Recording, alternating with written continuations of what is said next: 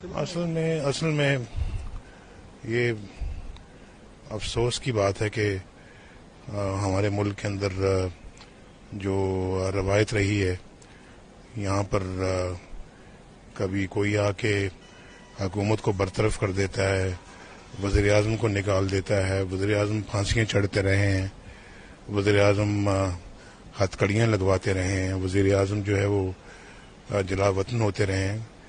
تو یہ کس طرح کا پاکستان ہم نے بنایا ہے، کس طرح کی پاکستان کی تعمیر کی ہے، ہم آج اپنی اگلی نسلوں کو کس طرح کا پاکستان دینے جا رہے ہیں.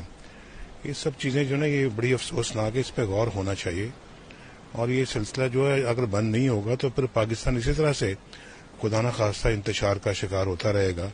اور جیسا کہ ابھی آپ نے کہا کہ کامن ویلتھ کے اندر کوئی عزت نہیں ہے، دنیا میں کوئی ہماری عزت اس وقت نہیں ہے جو کہ ہونی چاہیے تھی. وہ مقام ہی ہم حاصل نہیں کر سکے، اور وہ مقام جب حاصل کرنے کی طرف بڑھتے ہیں تو راستے میں رک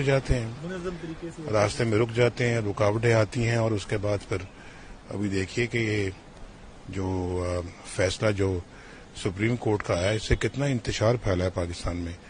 آج آپ کے روپے کی قدر کم ہو گئی ہے، آج آپ کے پاس جو فارن ایکسچینج ہے اس کی کمی اب پیدا ہو رہی ہے، آپ کے پاس آپ کی اکانومی خراب ہو رہی ہے. یہ سب چیزیں جو ہے یہ آخر